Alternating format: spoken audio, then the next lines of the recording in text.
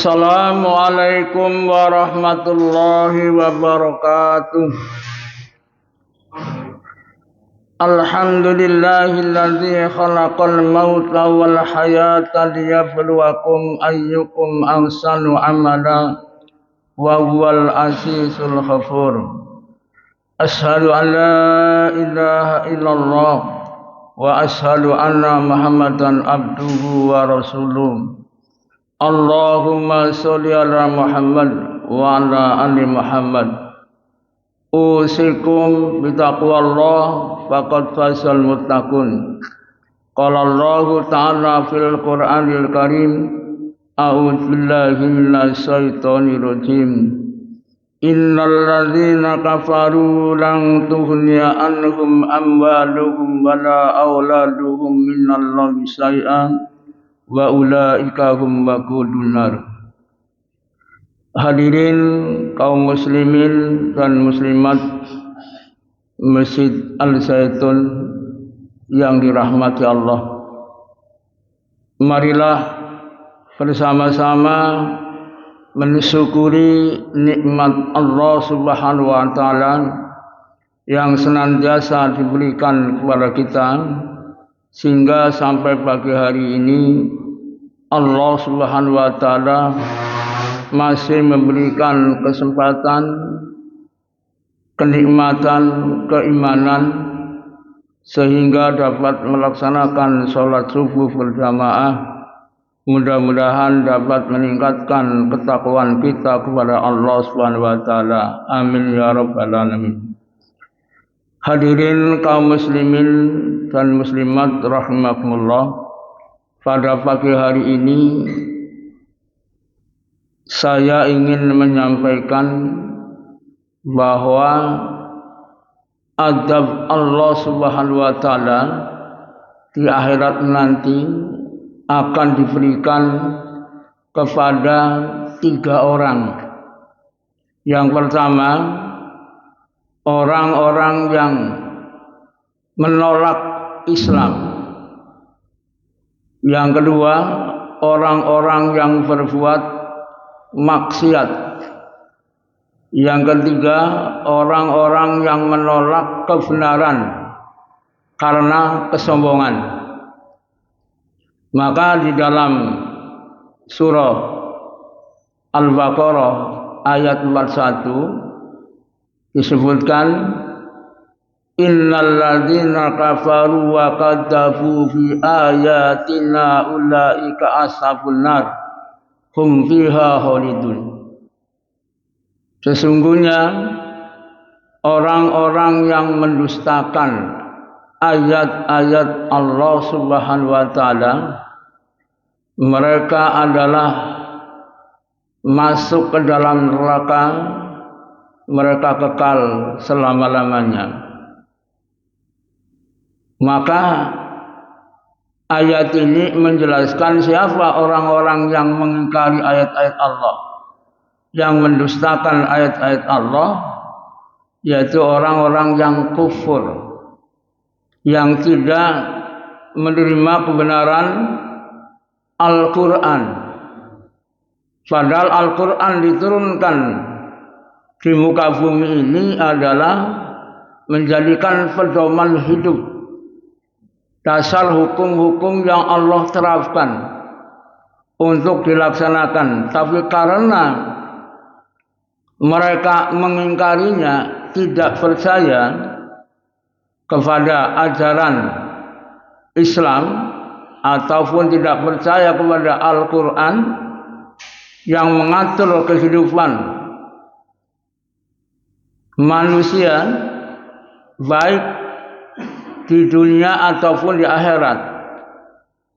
Karena mereka mendustakan ayat-ayat Allah, mengingkari ayat-ayat Allah, maka bagaimana amal-amal keseharian 24 jam adalah tidak ada manfaat sedikit pun di hadapan Allah Subhanahu wa taala.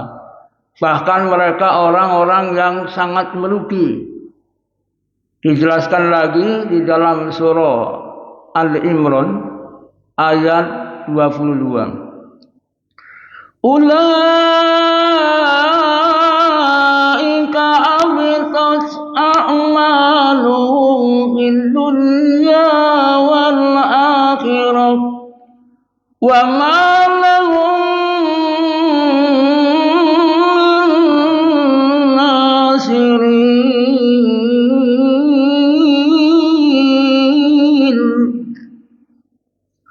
Amalan-amalan mereka, aktivitas mereka dalam 24 jam di hadapan Allah akan sia-sia, dan mereka termasuk orang-orang yang sangat merugi selama-lamanya. Jadi mereka ada di dalam neraka itu selama-lamanya. Karena ini Allah telah menetapkan kepada orang-orang yang kufur, orang-orang yang mendustakan ayat-ayat Al-Quran, maka ditetapkan mereka masuk ke dalam neraka. Apa isinya di dalam neraka itu? Maka dijelaskan lagi dalam surah Al-Imran ayat 12.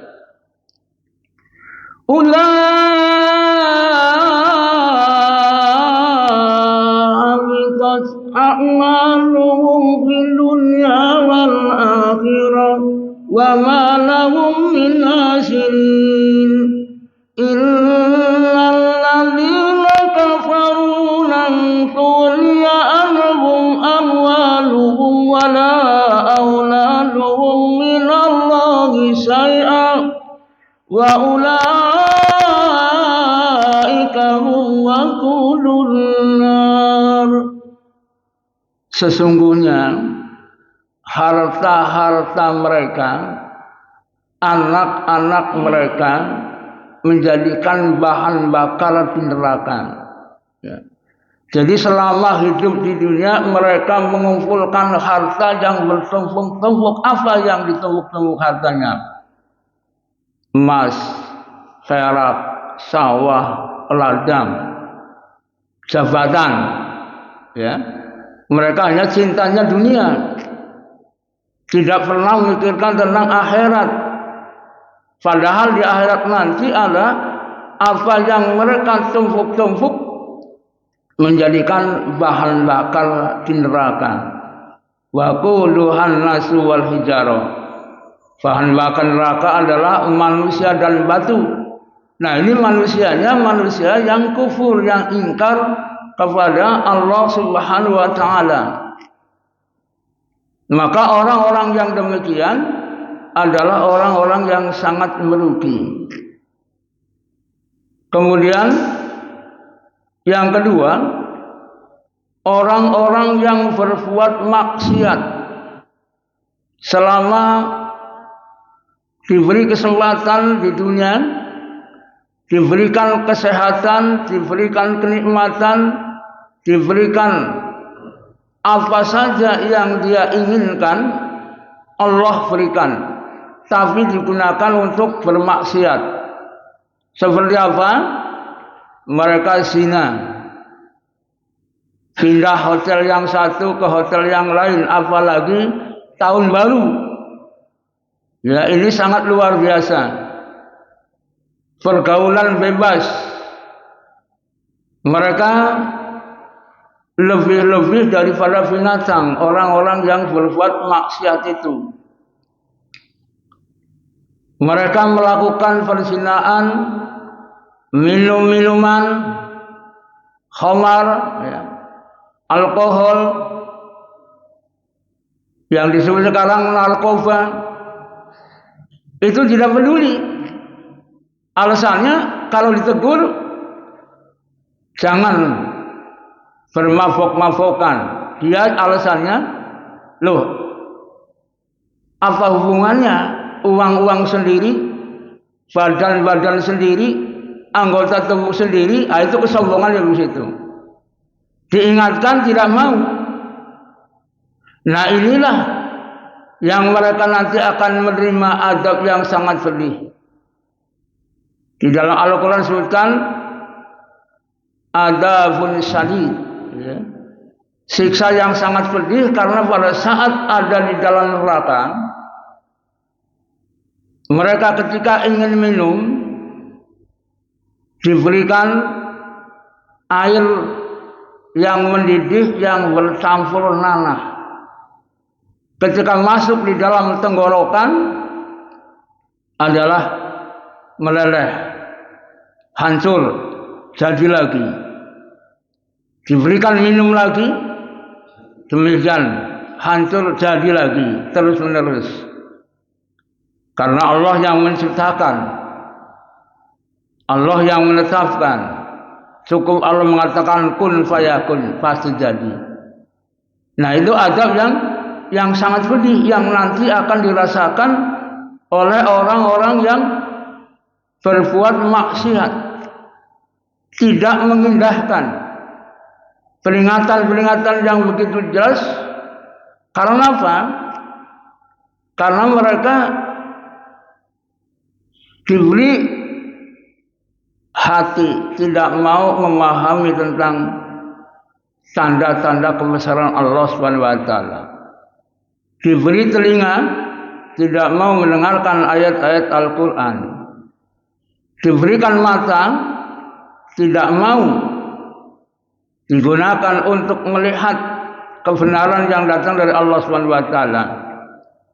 Maka dijelaskan lagi di dalam surah Al-Isra, walaqad zara'na li jahannama katsiran minal jinni wal insi lahum qulubun la yafqahuna biha, lahum a'yunun la yasma'una biha, lahum yabsiruna biha, ulaika qal'an falhum wa ulaika humul ghafilun. Sesungguhnya kami jadikan neraka jahanam yang isinya atau kebanyakan isinya manusia dan jin. Bagaimana manusia yang pertama ketika diberikan hati tidak mau memahami tanda-tanda kebesaran Allah Subhanahu wa taala. Yang kedua, diberikan telinga, tidak mau mendengarkan ayat-ayat Al-Qur'an. Yang ketiga, diberikan mata, tidak mau membaca ayat-ayat Al-Quran, tapi matanya membacanya adalah film-film porno. Mereka senang. Karena apa? Karena mereka orang-orang yang sombong. Wa yusbidullahu ala ma fi qalbil hisab. Mereka orang-orang yang menentang kepada kebenaran, sehingga mereka bangga ketika berbuat maksiat. Ini maksiat yang terbesar ya, di Indonesia ketika datang malam tahun baru. Ya, saya pernah dapat SMS, Pak, malam tahun baru ikut bergabung dengan saya berikan fasilitas hotel berbintang 1 minggu gratis, antar jemput, pulang saya kasih ongkos 5 juta, asal ikut memperingati tahun baru, sama-sama berpesta, mumpung hidup sekali, bahasanya begitu. Saya jawab, terima kasih, mohon maaf. Cukup, selesai. Masih belum puas. Telepon lagi. Pak, ini kesempatan. Kami berikan bonus. Hotelnya hotel bukan sembarangan. Hotel yang terkenal di Bali. Begitu. Semua kami jemput, antar sampai ke rumah pulangnya. Fasilitas kami sediakan. Nah, itu cara ajakan-ajakan orang-orang yang mengajak kemaksiatan. Nah, bagaimana dalam hadis kalau kita melihat kemungkaran, man ra'a minkum mungkaron falyughayyiru biyadihi fa in lam yastati biqalbihi wa dzalika adhaful iman. Apabila kamu semua, ini untuk orang-orang yang beriman, melihat kemungkaran, yang pertama pukul dengan tanganmu. Ya, kalau sekarang kita mukul langsung, kita langsung diproses, ya begitu. Maka bagaimana caranya? Diberikan nasihat. Seperti tadi nasihat kita ajarkan, begitu walaupun diberikan fasilitas, kita cukup menjawab mohon maaf, terima kasih. Itu diantara memberikan nasihat. Nah, diberikan nasihat tidak mempan, ya, maka didoakan. Didoakan tidak berubah, maka itu selemah-lemahnya iman. Hanya kita sebagai orang yang beriman, yang menjauhkan perbuatan yang keji dan mungkar, maka kita wajib mengingatkan. Bagaimana mengingatkan? Kita mengajak kepada kemungkaran, mencegah kemungkaran, mengajak kepada yang ma'ruf. Maka dijelaskan lagi dalam surah Al-Imran ayat 105. Wal takum minkum munkar ta'muruna bil ma'ruf wa tanhauna 'anil munkar wa ulaika humul muflihun.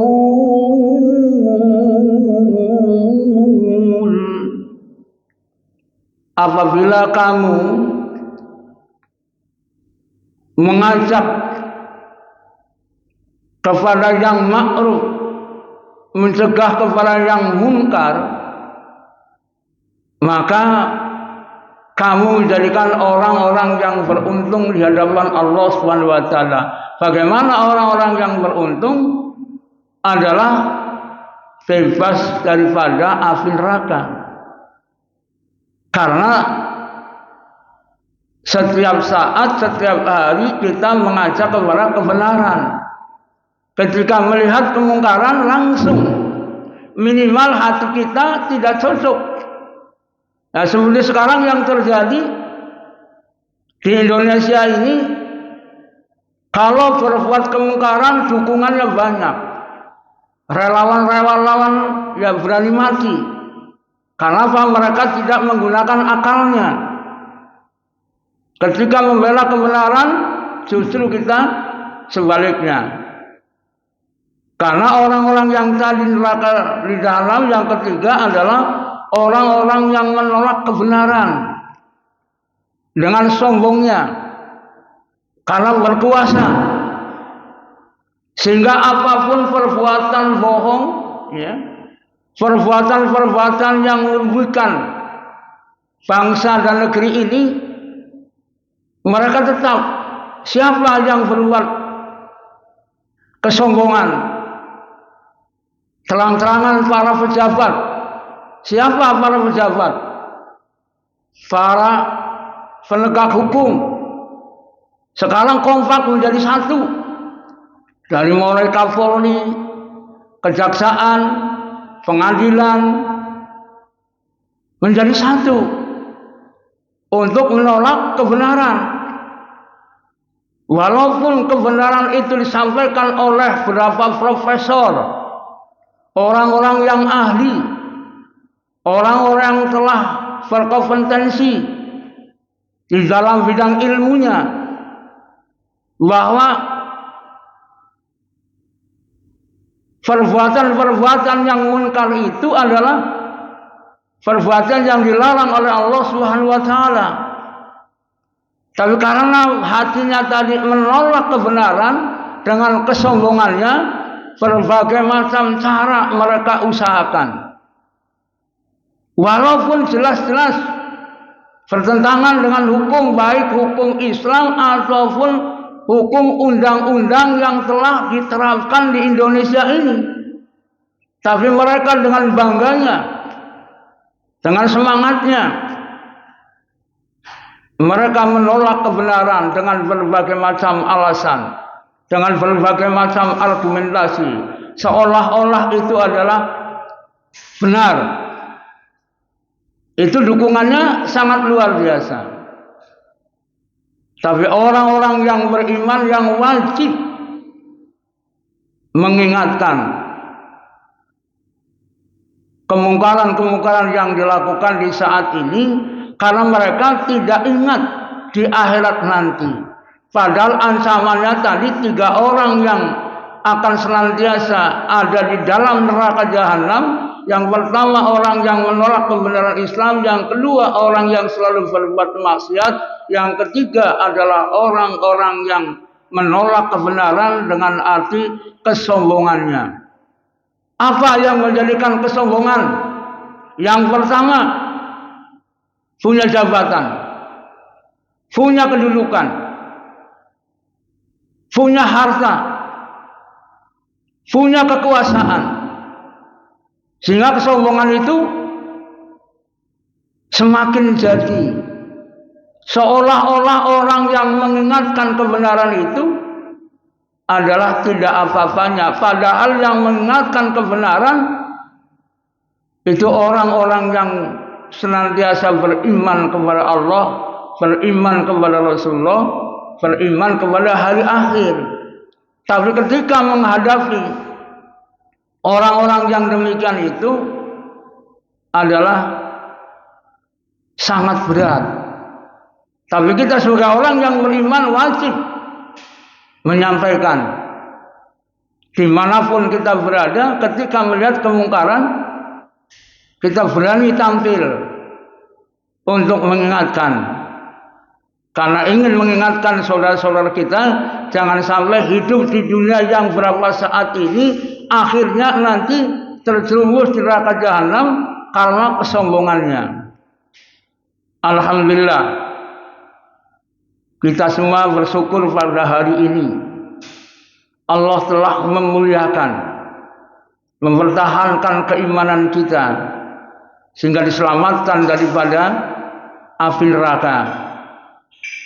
Mari kita dengan penuh keikhlasan, dengan penuh ketabahan, dengan penuh kesabaran menjalankan kebenaran yang datangnya dari Allah ini. Kita sungguh-sungguh kita perjuangkan karena Allah Subhanahu wa taala. Itulah kultum yang sangat singkat, semoga bermanfaat bagi kita semuanya. Mudah-mudahan kita dijauhkan daripada perbuatan-perbuatan yang dilarang oleh Allah Subhanahu wa taala, tapi kita didekatkan kepada perbuatan-perbuatan yang ma'ruf yang akan senantiasa menyelamatkan kita baik di dunia di akhirat. Rabbana atina fid dunya hasanah wa fil akhirati hasanah wa qina adzabannar walhamdulillahirabbil alamin. Mohon maaf. Assalamualaikum warahmatullahi wabarakatuh.